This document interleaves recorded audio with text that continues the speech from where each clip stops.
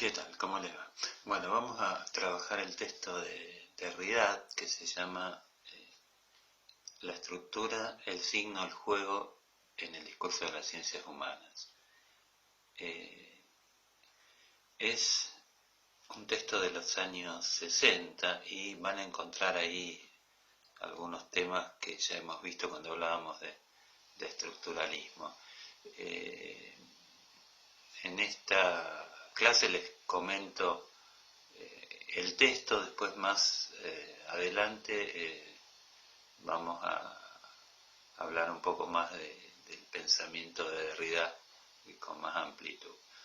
Él comienza el texto planteando que con el concepto de estructura se ha producido un acontecimiento con dos caras. Él pone la palabra acontecimiento o acentúa que hay que hablar de acontecimiento entre comillas porque acontecimiento supone que se produce algo nuevo. Entonces, cuando yo les decía que tiene dos caras este acontecimiento, hay un gesto nuevo que tiene que ver con pensar lo que él llama el no centro, ya vamos a ver de qué se trata eso, y con el uso del concepto de estructura hay un gesto que reitera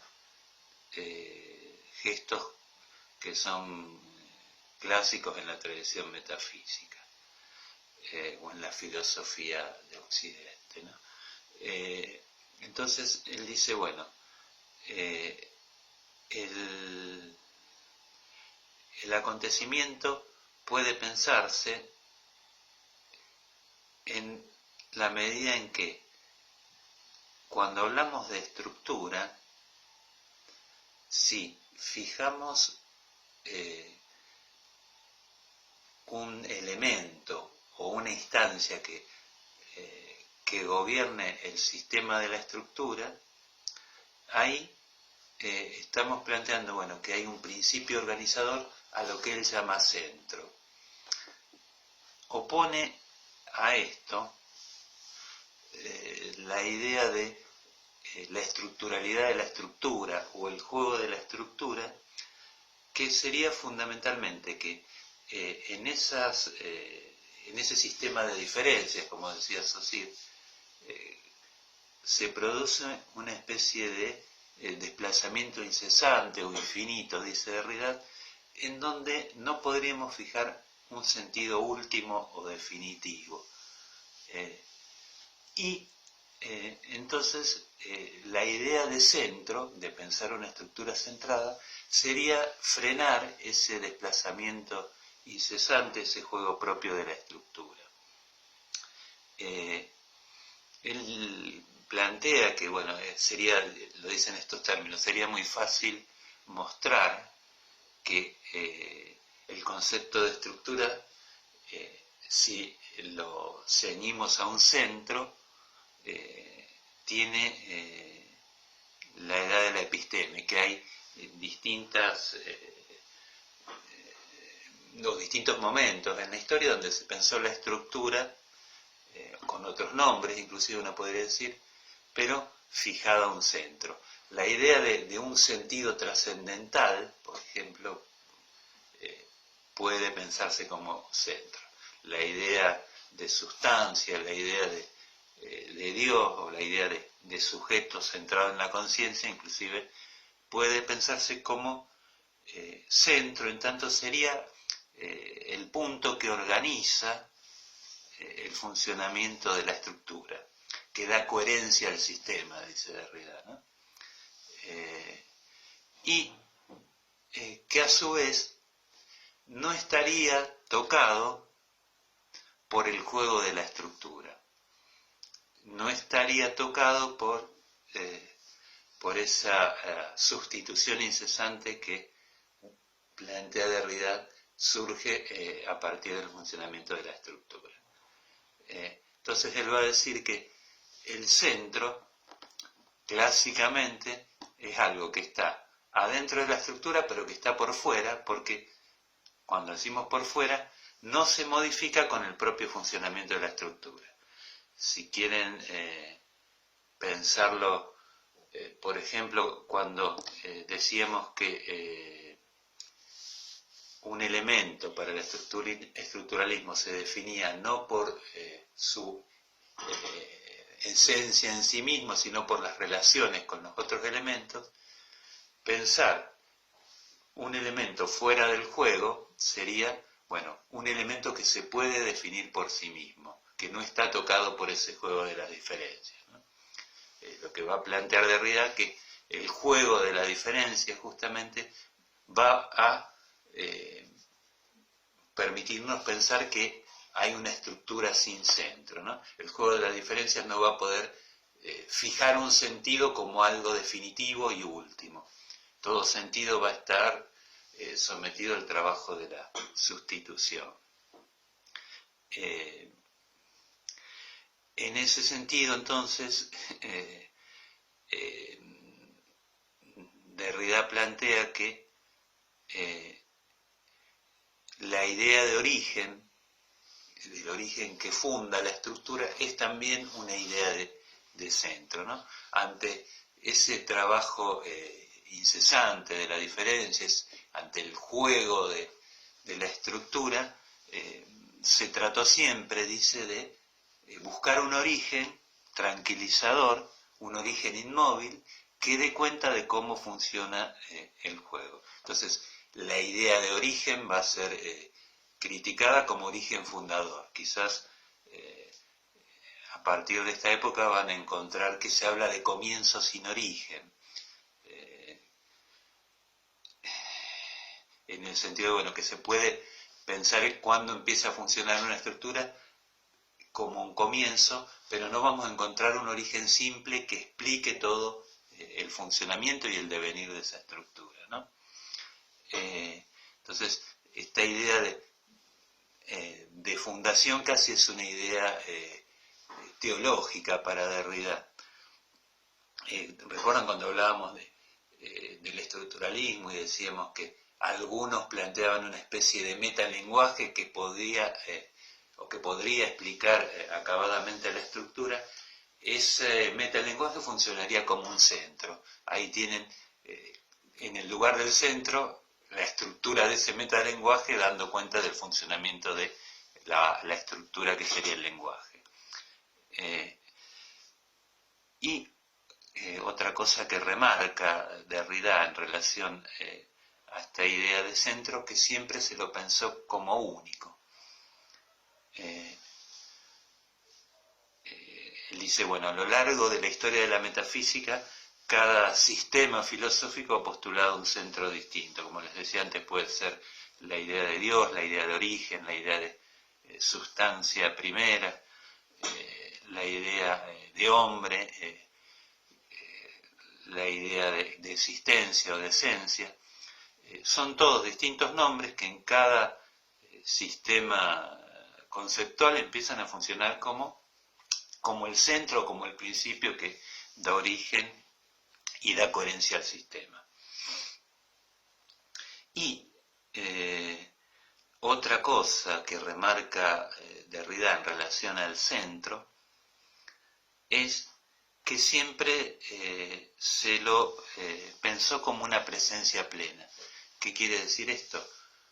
Si lo relacionamos con el tema del sujeto, a lo mejor lo entienden más fácilmente. La idea sería que habría una especie de centro que se podría aprender casi inmediatamente. Cuando hablamos de presencia plena, sería, por ejemplo, en términos lingüísticos, que habría un significante unido a un significado casi con una relación unívoca e inmediata. Vieron que cuando Freud hablaba de las huellas némicas, decía, bueno, una huella adquiere una significación retroactivamente.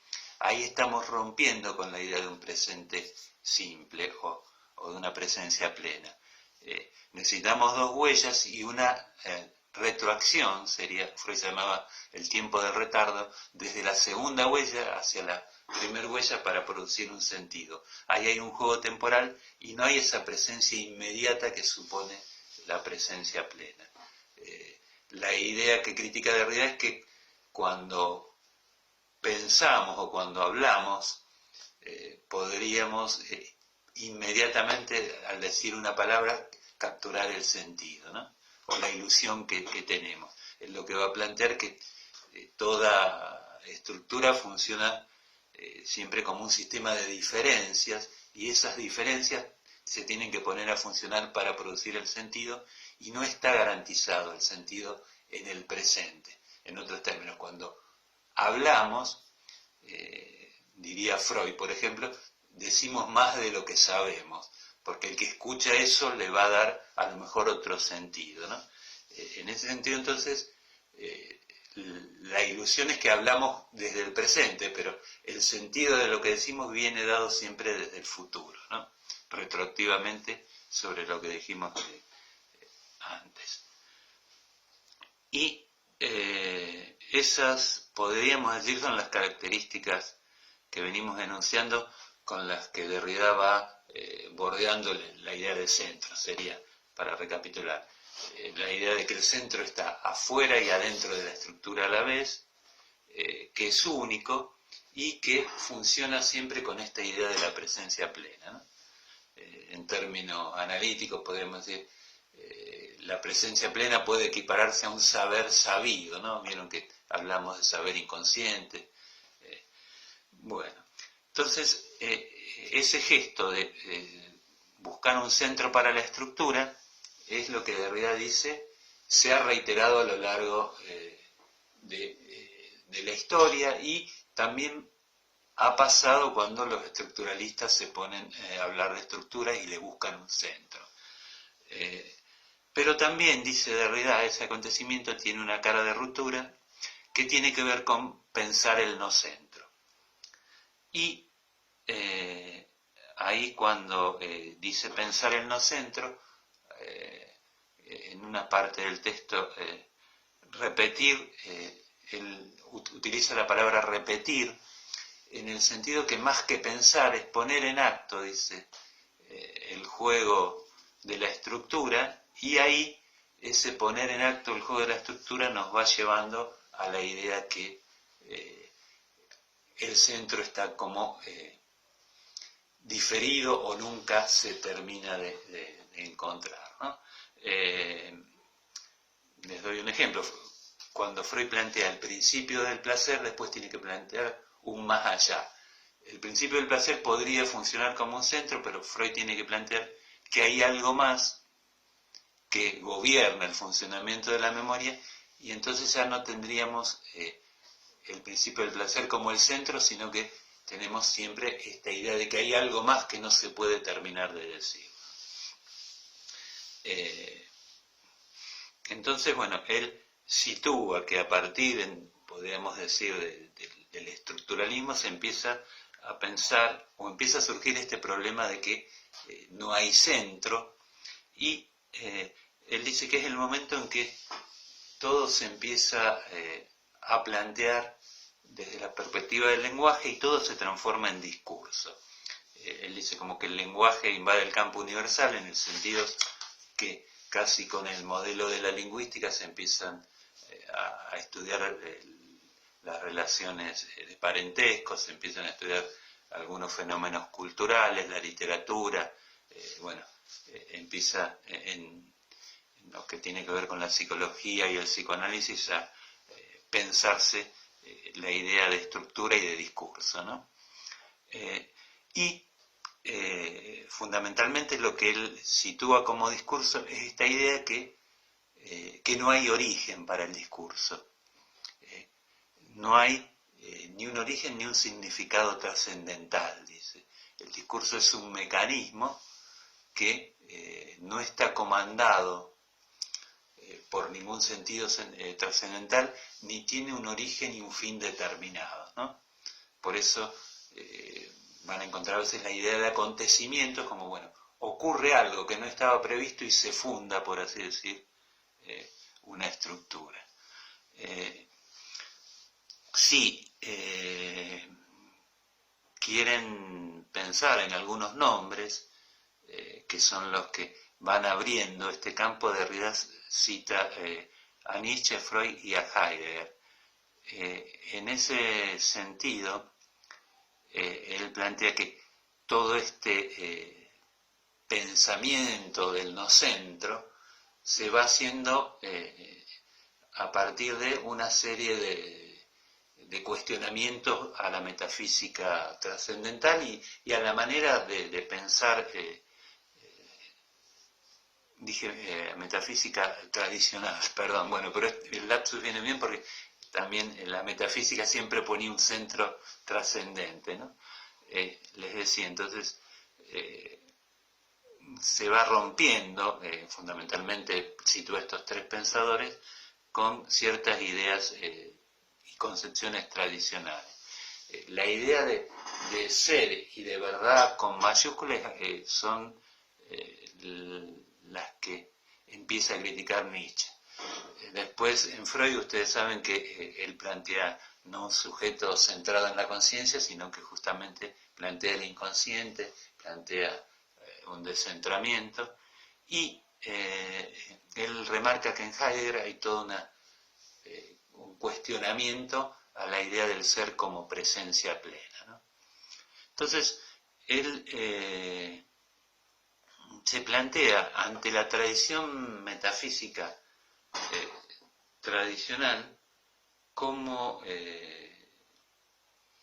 cuestionarla. La idea de él no es que hay que decir, bueno, dejamos atrás la metafísica y planteamos esto que es totalmente novedoso, sino que él apuesta a que hay toda una tradición metafísica en la que estamos inmersos y tenemos ese lenguaje para pensar la realidad y para constituir las ciencias inclusive, y la idea es que en la medida en que tomamos esa tradición metafísica tenemos que empezar a cuestionarla haciendo lo que él llama la deconstrucción. La famosa palabra deconstrucción viene de Derrida, ¿no? Dice, bueno, tomamos la herencia metafísica y empezamos, en la medida en que empezamos a ver, a leer a los autores tradicionales, vamos a ver que hay ciertos puntos que empiezan a cuestionar la idea de centro. Entonces dice, tomamos una herencia para deconstruir esa herencia. Entonces, él dice que la calidad, usa estos términos, la calidad y la fecundidad de un discurso se mide en función de la posición y de la crítica que tiene ante esa herencia metafísica. Es como que usamos el lenguaje tradicional para empezar a subvertir ese propio lenguaje, ¿no? Entonces, eso sería un poco lo que él va a tratar de mostrar fundamentalmente en este texto con la obra de Lévi-Strauss y también con el término signo. Él plantea